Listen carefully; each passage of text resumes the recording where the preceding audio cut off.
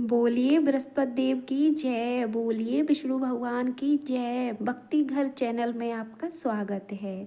भगवान विष्णु आपकी सारी मनोकामना पूरी करें। एक समय की बात है कि भारतवर्ष में एक राजा राज्य करता था जो बड़ा प्रतापी और दानी था। वह नित्य प्रति मंदिर में दर्शन करने जाता तथा ब्राह्मण और गुरु की सेवा किया करता था। उसके दरवाजे से कोई भी निराश होकर नहीं लौटता।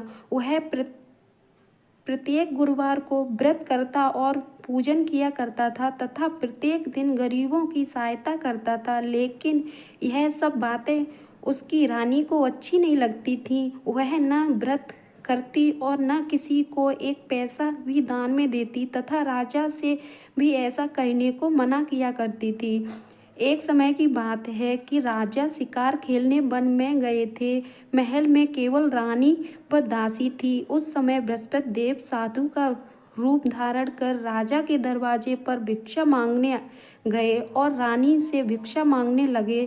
तो रानी कहने लगी कि हे साधु महाराज, मैं इस दान पुण्य से तंग आ गई हूँ। मेरे से तो घर पर काम ही समाप्त नहीं होता। इस काम के लिए तो मेरे पतिदेव ही बहुत हैं। अब आप ऐसी कृपा करें कि मेरा सारा धन नष्ट हो जाए और मैं आराम से रह सकूं। साधु बोले, हे देवी, तुम तो बड़ी विचित्र हो। संतान और धन तो कोई भी दुखी नहीं होता, इसे सभी चाहते हैं। राजा भी पुत्र और धन की इच्छा करता है, मगर आपके पास धन अधिक है तो भूखे आदमियों को भोजन कराओ, प्यासे को पानी व ब्राह्मणों को दान दो तथा धर्मशाला, कुआं, तालाब, बाग बगीचे आदि का निर्माण कराओ।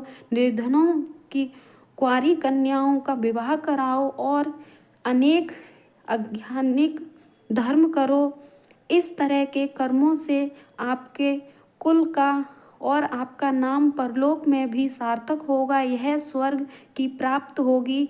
मगर वह रानी इन बातों से खुश न हुई और बोली, हे साधु महाराज, मुझे ऐसे धन की आवश्यकता नहीं जिसे हर जगह बांटती फिरूं। साधु बोले, देवी, तुम्हारी ऐसी इच्छा है तो ऐसा ही होगा। मैं तुम्हें उपाय बताता हूँ, सो करना। बृहस्पति के दिन घर को गोबर से लीपना, अपने केशों को धोना और राजा से कहना कि वह हजामत बनवाए। भोजन में मांस मदिरा खाना, कपड़ा धोबी को धुलने डालना। इस तरह 7 बृहस्पति करने से तुम्हारा सारा धन नष्ट हो जाएगा। यह कहकर साधु महाराज वहाँ से अंतर्ध्यान हो गए। रानी ने साधु के कहे अनुसार वैसा ही किया। 3 गुरुवार बीत गए थे कि उसका समस्त धन नष्ट हो गया और वह भोजन को भी दोनों समय तरसने लगी। वह सांसारिक भोगों से दुखी रहने लगी। तब वह राजा रानी से बोला कि तू यहाँ पर रह, मैं दूसरे देश को जाता हूँ, क्योंकि यहाँ पर मुझे सभी जानते हैं, इसलिए कोई काम भी नहीं कर सकता। अपने देश चोरी परदेश भीख बराबर है। यह कहकर राजा परदेश चला गया। वहाँ रोज जंगल में जाता और लकड़ी काट काट कर लाता तथा शहर में बेचता। इस तरह जीवन व्यतीत करने लगा। इधर रानी और दासी दुखी रहने लगी। किसी दिन भोजन मिलता और किसी दिन पानी पीकर ही सो जाती। एक समय रानी और दासी को 7 दिन बिना भोजन खाए व्यतीत हो गया। तो रानी ने दासी से कहा, हे दासी, यही पास में एक नगरी है, मेरी बहन वहाँ रहती है। वो बड़ी धनवान है। तू उसके पास जा और वहाँ से 5 सेर बेजर मांग कर ला, जिससे कुछ दिन गुजर हो जाएगी। इस तरह रानी की बात मानकर दासी उसकी बहन के पास गई। रानी की बहन उस समय पूजा कर रही थी, क्योंकि उस दिन बृहस्पति दिन का दिन था। जब दासी ने रानी की बहन को देखा तो उसने कहा, बोली, हे रानी, मुझे तुम्हारी बहन ने भेजा है, उसके लिए 5 सेर बेजर दे दो। इस तरह दासी ने अनेक बार कहा, मगर रानी की बहन ने कुछ उत्तर नहीं दिया, क्योंकि वह उस समय बृहस्पति की कथा सुन रही थी। इस तरह जब दासी को कोई उत्तर नहीं मिला, वह बहुत दुखी हुई और क्रोध भी आया, तो लौटकर अपने गांव आकर रानी से बोली, हे रानी, आपकी बहन बड़ी अभिमानी है। वह छोटे आदमियों से बात तक भी नहीं करती। जब मैंने उससे कहा तो उसने कोई उत्तर नहीं दिया, तो मैं वापस चली आई। रानी बोली, हे दासी, इसमें उसका दोष नहीं है। जब बुरे दिन आते हैं तो कोई सहारा नहीं देता। भले बुरे का पता विपत्त काल में ही पड़ता है। खैर, जो ईश्वर की इच्छा होगी वही होगा। इधर उस रानी ने देखा कि मेरी बहन की दासी आई थी, मगर मैं कुछ नहीं बोली, इससे वह बहुत दुखी होगी। यह विचार कर, कथा सुन और विष्णु भगवान का पूजन समाप्त कर वह अपनी बहन के घर चल दी और जाकर बहन से बोली, हे बहन, मैं बृहस्पतिवार का व्रत कर रही थी, तुम्हारी दासी गई, तब कथा हो रही थी। कथा में न उठते हैं न बोलते हैं, इसलिए मैं यही बोली, मतलब मैं बोली नहीं। कहो दासी क्यों गई थी? रानी बोली, बहन, वैसे तो तुमसे कुछ छिपा नहीं है। हमारे यहाँ अनाज नहीं था, इसलिए मैंने दासी को 5 सेर बेचर लेने के लिए भेजा था। यह सुनकर रानी बोली, बहन देखो, बृहस्पति भगवान सबकी मनोकामना पूर्ण करते हैं, अतः देखो, शायद तुम्हारे घर में ही अनाज रखा होगा। इस तरह वे वचन सुनते ही रानी घर के अंदर गई तथा ढूंढने पर घर में एक बेजर से भरा घड़ा मिला था।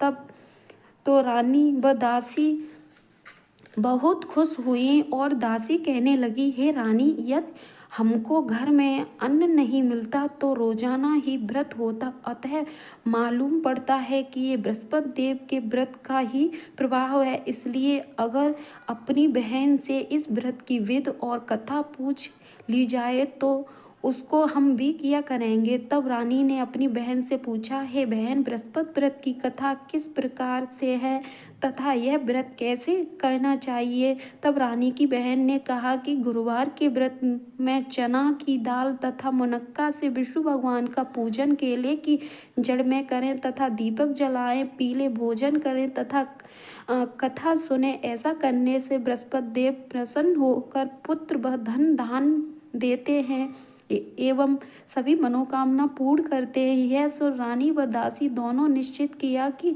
हम भी बृहस्पति देव को भगवान का पूजन करेंगे। 7 दिन बाद जब गुरुवार आया तो उन्होंने व्रत रखा।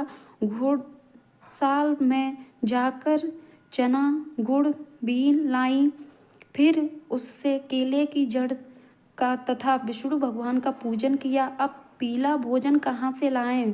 बेचारी बड़ी दुखी हुई, लेकिन उन्होंने व्रत किया था, इस कारण बृहस्पति देव प्रसन्न हुए। अतः भगवान 2 थालों में सुंदर पीला भोजन लेकर आए और दासी को देकर बोले, हे दासी, यह तुम्हारे और रानी के लिए भोजन है, तुम दोनों करना। दासी भोजन पाकर बड़ी प्रसन्न हुई और रानी से बोली, चलो रानी जी, भोजन कर लो।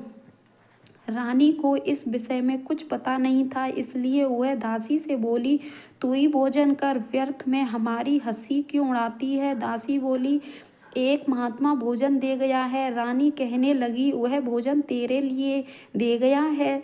दासी कहने लगी, वह महात्मा हम दोनों को 2 थालों में भोजन दे दिया है, इसलिए हम और तुम दोनों ही साथ साथ भोजन करेंगे। यह सुन रानी और दासी दोनों ने गुरु भगवान को नमस्कार कर भोजन आरंभ किया।